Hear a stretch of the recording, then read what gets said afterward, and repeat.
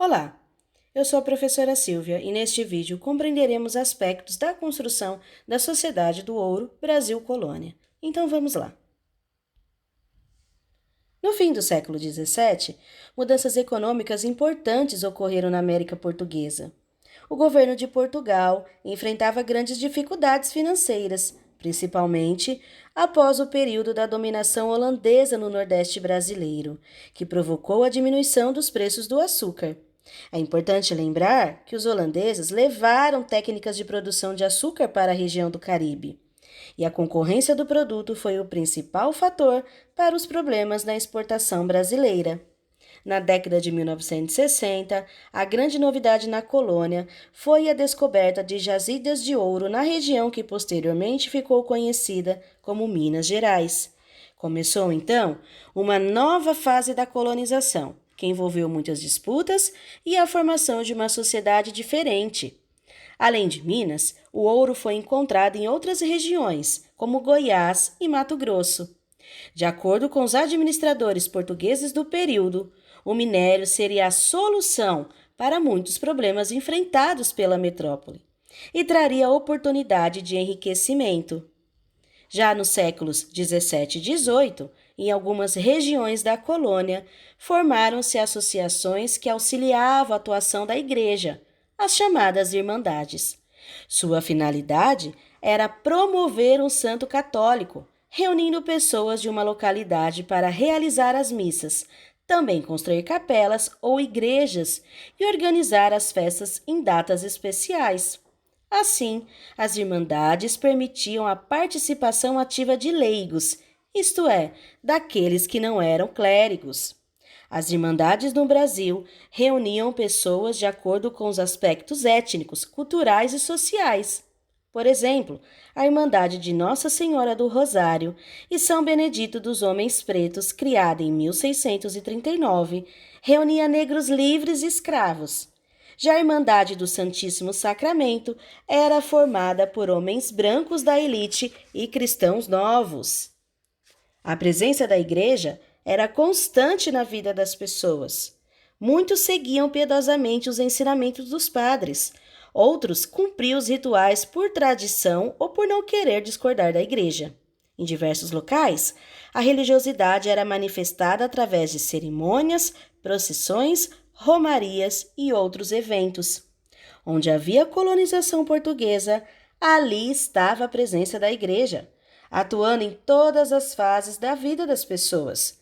No batismo das crianças, no casamento celebrado pelos padres, nas festas em homenagem aos santos e, claro, nas cerimônias fúnebres. Já o Tribunal da Inquisição não se estabeleceu por completo no Brasil. Ocasionalmente, porém, eram realizadas as chamadas visitações, quando autoridades do tribunal vinham até a colônia para realizar investigações. Das visitações que ocorreram, foram encontrados documentos da Bahia, Pernambuco, Pará e também evidências dessas visitações em São Paulo, Rio de Janeiro e Minas Gerais. Um dos alvos da Inquisição era o protestantismo. Além da perseguição aos protestantes e cristãos novos, os judeus, os inquisidores combatiam também outras práticas consideradas heréticas, fazer ou buscar adivinhações, simpatias ou qualquer outra atração que pudesse ser relacionada à bruxaria. Nesse sentido, a ação de curadeiros e benzedeiros também era reprimida. Com o fim da União Ibérica, os portugueses sentiram a necessidade de se reorganizar. O comércio com o Oriente estava cada vez mais decadente e os preços do açúcar caíam. A moeda estava desvalorizada. Havia também atritos entre vários lugares da colônia, entre colonos e jesuítas. De 1640 a 1656, o rei de Portugal, Dom João IV, buscou implementar uma política de mais controle sobre a colônia. Em 1642, foi criado então um Conselho Ultramarino. Era o órgão administrativo que deveria resolver os problemas que surgissem nas terras além mar. As primeiras jazidas de ouro foram encontradas no Rio das Velhas, próximo à atual cidade de Sabará, município de Minas Gerais, por bandeirantes paulistas. Apesar de as notícias circularem com certa demora no período colonial, a descoberta do ouro ficou rapidamente conhecida. Tratava-se do ouro de aluvião, nome dado ao ouro encontrado extraído em meio à areia e ao cascalho acumulado no leito ou às margens dos rios.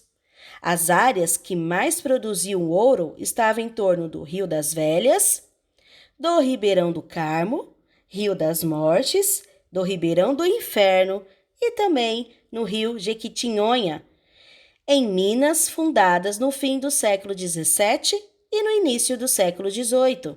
Nesse período, começou uma grande corrida pelo ouro. As jazidas de ouro ficavam distantes umas das outras, cerca de 8 dias de viagem, o que tornava a vida na região bastante difícil. Além de problemas de alimentação, outra dificuldade estava em subir a Serra do Mar e a Serra da Mantiqueira. Nos primeiros anos do século XVIII, só era possível ir até Minas a pé. Já no início do século XVIII, a sociedade brasileira já era bastante complexa. Por isso, abrigava tensões e conflitos variados. Às vezes, as lutas entre os colonos, entre as autoridades da metrópole, ou entre ambos os grupos. Além disso, havia conflitos envolvendo povos indígenas, a formação de quilombos e outros.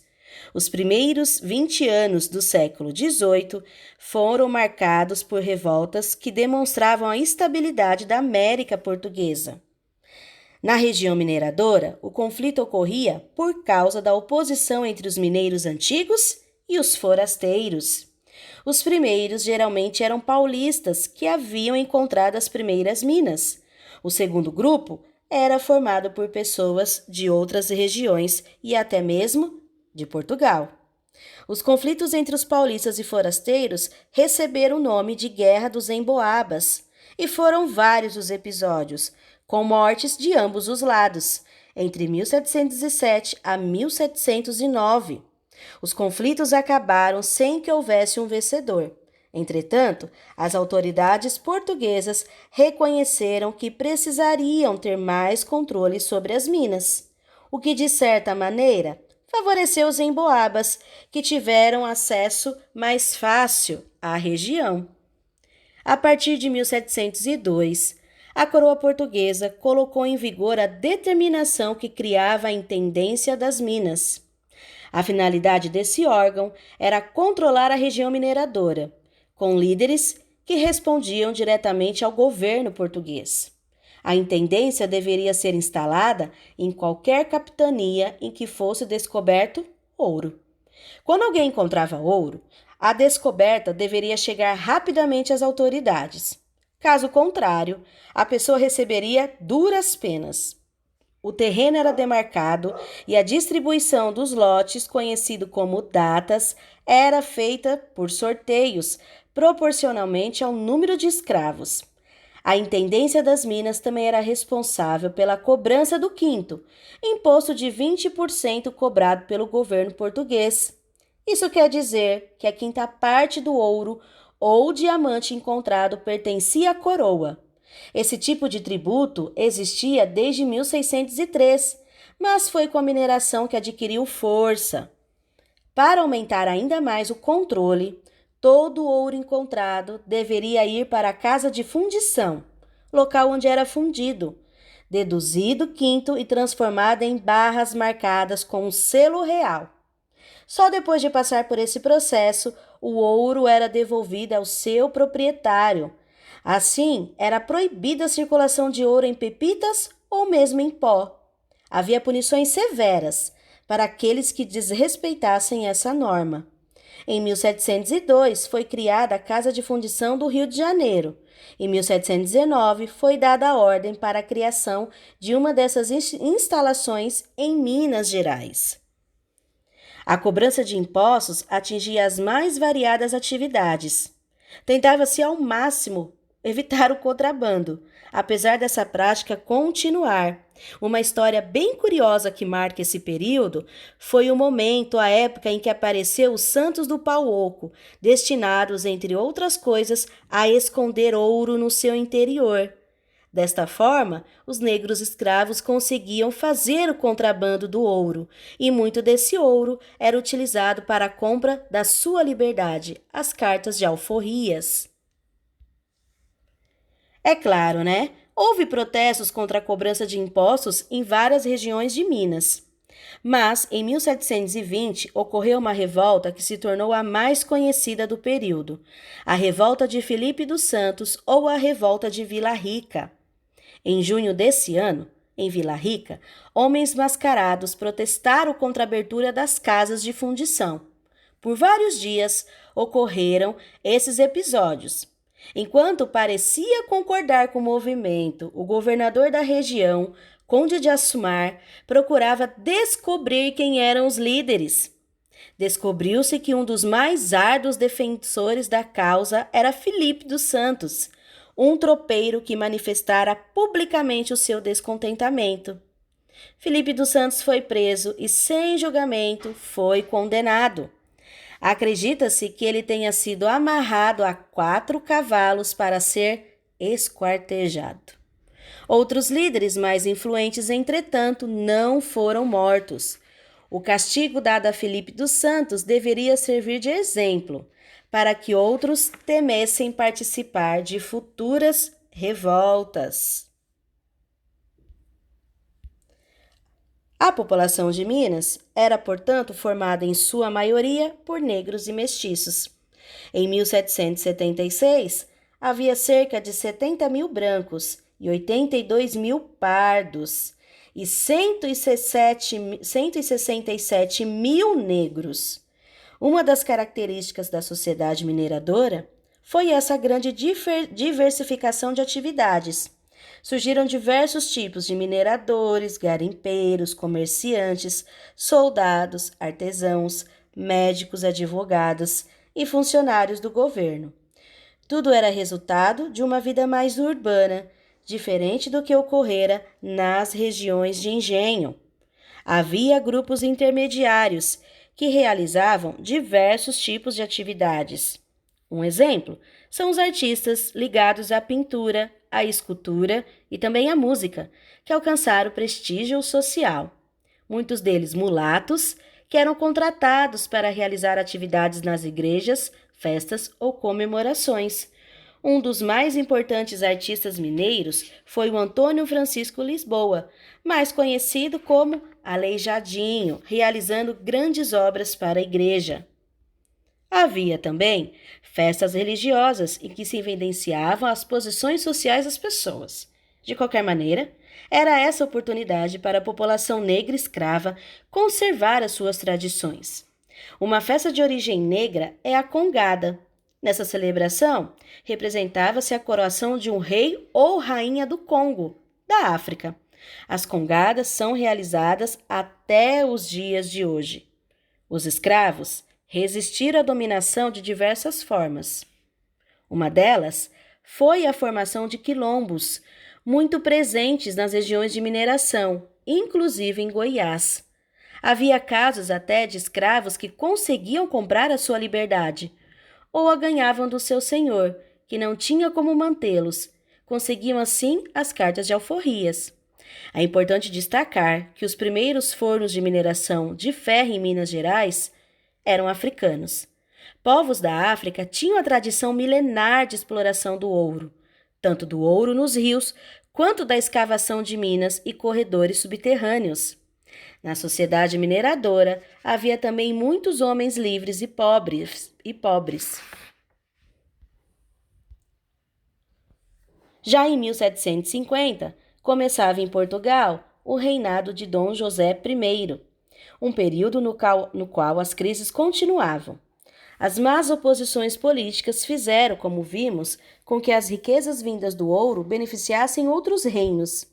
Assim, com o interesse de modernizar o reino, Dom José escolheu como seu primeiro-ministro Sebastião de Carvalho e Melo, o futuro Marquês de Pombal, que durante 27 anos comandou a política portuguesa. Após um grave terremoto que destruiu boa parte de Lisboa em 1755, Pombal recebeu mais autoridade do rei e passou então a tomar medidas que afetaram profundamente as colônias. Essas medidas vieram a ser conhecidas como reformas pombalinas. Na década de 1780, as tentativas de construir arrecadando ouro em Minas continuavam, apesar de a quantidade do minério diminuir. Além da insatisfação como resultado da cobrança de impostos, chegaram a Minas informações sobre as ideias iluministas e a independência dos Estados Unidos, provocando críticas mais intensas à dominação nas colônias. Em julho de 1788, chegou a Minas o novo governador, o Visconde de Barbacena. Seu propósito era realizar a derrama, pois havia impostos atrasados.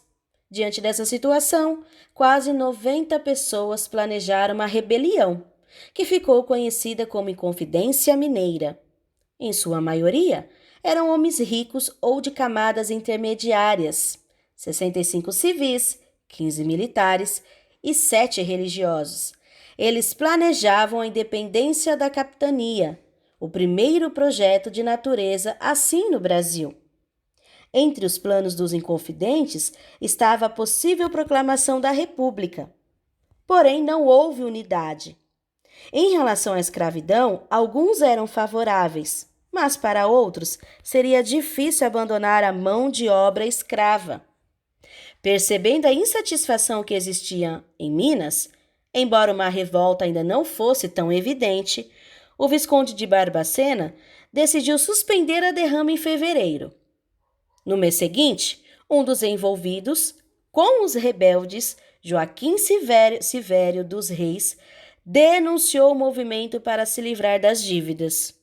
Prisões começaram a ser feitas na capitania, Minas Gerais e também no Rio de Janeiro. Começou um longo processo judicial. Um dos presos foi Joaquim José da Silva Xavier, conhecido como Tiradentes. Ele ocupava o posto de alferes, um grau inicial entre os oficiais militares. Também exercia uma atividade semelhante à de um dentista, o que lhe garantiu esse apelido. O processo judicial chegou ao fim, com a condenação e a morte de vários rebeldes. Porém, a rainha de Portugal condenou os rebeldes ao exílio africano. Apenas Tiradentes foi condenado à morte, pois ele deveria servir de exemplo a todos. Ele havia confessado participação no movimento e era um militar de baixa patente, o que o tornava bastante indicado para morrer. Sua morte, por enforcamento, aconteceu no dia 21 de abril de 1792. Nós sabemos que a figura de Tiradentes foi uma das mais exploradas ao longo da história do Brasil. Políticos de diferentes tendências, artistas, pensadores fizeram uso da sua imagem. Há registros de festas comemorativas sobre a Inconfidência Mineira e sobre Tiradentes nas últimas décadas do Império, mas foi na República proclamada em 1889 que ele foi mais celebrado, justamente por ser um republicano. Foi até mesmo criado um feriado nacional que corresponde ao dia de sua morte, o 21 de abril. 6 anos após a morte de Tiradentes, irrompeu na Bahia outro movimento que lutou contra a colonização portuguesa, a Conjuração Baiana. Deste movimento participaram pessoas das classes dominantes intelectuais, mas a novidade foi a adesão de pessoas das classes mais populares, como escravos, soldados, artesãos, alfaiates. Por causa da intensa participação desses últimos, o movimento foi chamado também de Conjuração dos Alfaiates e ocorreu em 1798. Com a influência da Revolução Francesa e do Iluminismo, o movimento teve grande repercussão na sociedade baiana, que passava por dificuldades econômicas resultantes dos problemas da lavoura açucareira. Além disso, a mudança da capital para o Rio de Janeiro diminuíra a atenção da coroa em relação a Salvador. A repressão ao movimento foi rápida. Cerca de 150 pessoas participaram. O governador da Bahia mandou prender os rebeldes. Quase todos os mestiços foram condenados à morte na forca. 7 foram exilados. Os escravos que participaram receberam penas de açoite e, posteriormente, foram expulsos da colônia. Neste capítulo, nós estudamos vários movimentos que reivindicaram mudanças ou lutaram para transformar a realidade da colônia. Mais de 200 anos se passou desde então. Atualmente, de tempos em tempos, entramos em contato com notícias sobre manifestações realizadas por diferentes grupos sociais, entidades e até mesmo grupos de trabalhadores.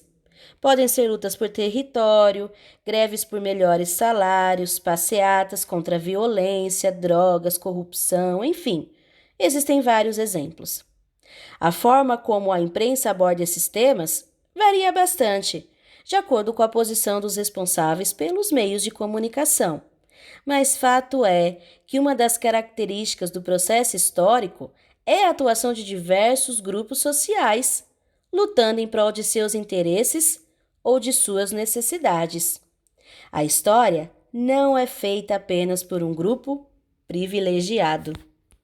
Todos esses fatos contribuíram para a formação da sociedade mineradora e, consequentemente, a formação da própria nação, o Brasil. Em especial essas cidades, rota de mineração, tornaram-se ao longo do tempo grandes cidades que abraçaram o turismo. Se um dia você tiver a oportunidade de visitar a região de Minas Gerais, poderá ver bem de pertinho esses detalhes marcantes que ainda nos remete ao período colonial. Então é isso, pessoal. Espero que vocês tenham gostado. Nos encontramos no próximo vídeo. Me despeço aqui, deixando um grande abraço a todos e que Deus cuide de todos. Tchau, tchau.